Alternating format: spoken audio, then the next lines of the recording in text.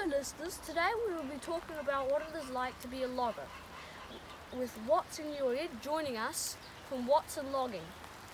Loggers harvest thousands of hectares each year. They provide the materials we need to build and construct. In this interview we will be talking about what it is like to be a logger.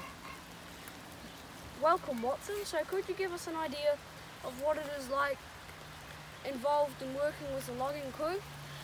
Well, it isn't just about cutting down trees. First you have to grow them. With Pinus radiata, the most commercial species in New Zealand, this starts 25 to 30 years before we turn up. Management of any logging crew, of any logging forest is in the hands of the specialised job of a forester. Keeping down the weeds is one of the jobs. The weed killer is very specific. It ignores the pine and kills everything else.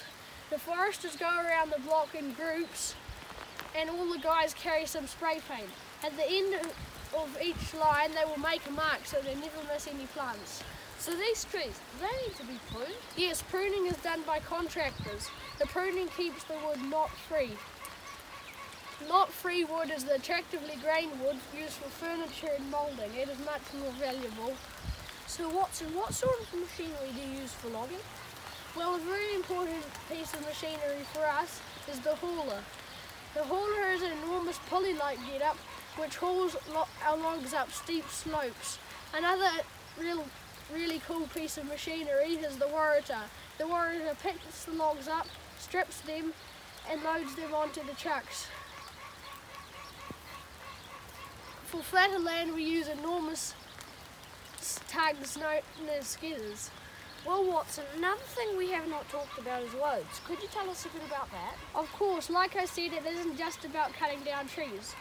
And you can't cut them down if you can't get to them. The roading is done by a separate roading crew and it usually takes us about 3 to 4 months.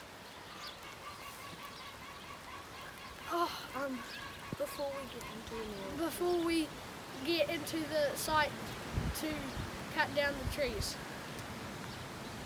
Are there any areas where technology has made logging easier? Yes, there are actually some guys who program our software. It looks at the lie of the land and determines where is a safe and efficient place to put our skids and where the haulers go on the skid site. For every possible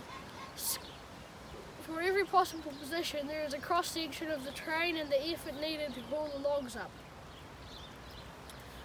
So what do you need to be good at being a logger? Mainly you just need a good attitude.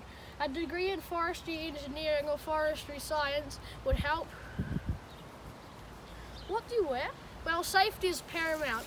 So we wear fluoro vests, hard hats, earmuffs, visors and chaps to protect our legs. It's been a great introduction to this important job, Watson. Thank you for coming in. Have a good day. Thank you, Mr. Blues. It's been nice telling you about logging.